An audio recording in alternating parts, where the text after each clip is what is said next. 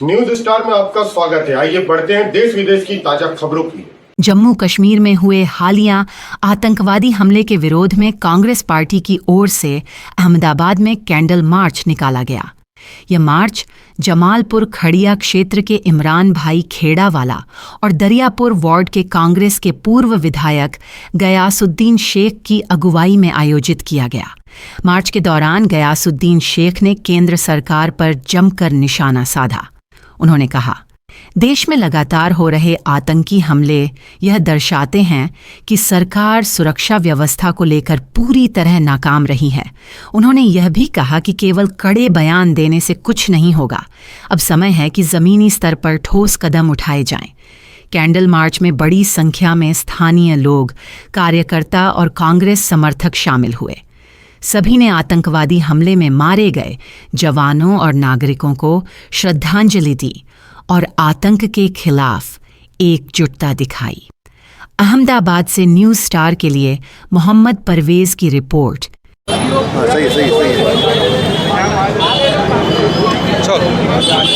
इमरान भाई, कल जो हादसा हुआ उसके बारे में क्या कहना चाहिए? कश्मीर के अंदर जिस तरह से कल आतंकवादी हमला हुआ और उसके अंदर जो टूरिस्ट थे, टूरिस्ट को पता ही नहीं था कि हमारे पर ये हमला होने वाला है। वो तो फ़ोटो शूट कराने वहाँ पर गए थे, गुजरात के भी थे और अलग अलग राज्य के लोग वहाँ पर गए थे। जिस तरह से आतंकवादियों ने हमला किया, बेबस लाचार बच्चे, औरतें और जो मर्द थे उन पे जिस तरह से गोलीबार किया गया है, वो सख्त शब्दों में हम वखोड़ते हैं। ऐसी जब हत्याएं बनती है ऐसे, तो समझता हूँ कि सरकार को इस पर एक्शन लेना चाहिए। सरकार एक्शन लेती है, लेकिन कब लेती है? ऐसे कई परिवार बिछड़ जाते हैं, ऐसे परिवार को पे हादसे होते हैं जब सरकार एक्शन लेती है। मैं समझता हूँ कि आतंकवादी लोगों का कोई धर्म नहीं होता।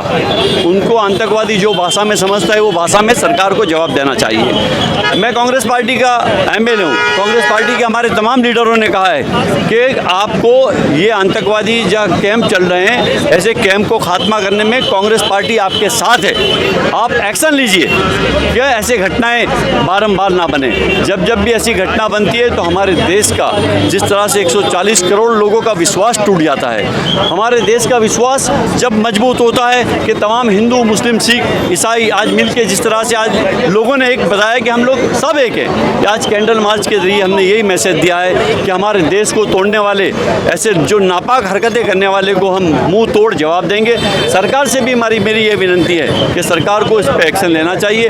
और मैं खास करके जो परिवार वाले जो गुजर गए, उनके परिवार से जो भी, उनको मैं अल्लाह से, ईश्वर से प्रार्थना करता हूँ कि अल्लाह ईश्वर वो जिनके जो स्वर्गवास हो गए उनको सबको स्वर्ग में स्थान मिले। और ख़ास करके जिनके परिवार पे जो मुसीबत आ पड़ी है, जो परिवार जिनको आज पता ही नहीं है, जो एक लेडीज़ आपने फ़ोटो में देखा होगा, उसके हस्बैंड के पास बैठी है, वो इंतज़ार कर रही है कि कब खड़ा होगा।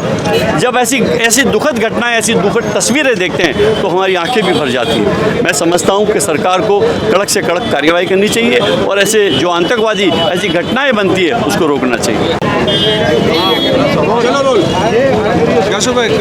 उसके बारे में आप क्या कहना चाहिए? कल का हादसा जो है बहुत दुखदायक हादसा है। किसी भी संस्कृति समाज में ऐसे हादसों को स्थान और जगह नहीं है। लेकिन सरकार की भी कहीं ना कहीं चूक रही है कि जो रिपोर्ट आ रहा है कि वहाँ पे सुरक्षा व्यवस्था नहीं थी। लेकिन बहुत खुशी की बात यह है कि इतने गंभीर बनाव, इतनी घटना बनी तो पहली बार हमने देखा कि जम्मू कश्मीर की मस्जिदों में से भी ऐलान किया गया और इस घटना की निंदा की गई। इस घटना के जो आरोपी हैं उनको सख्त कानूनी कार्रवाई करते हुए उनको सफाया करने की बात वहाँ के मुस्लिम समाज ने भी की।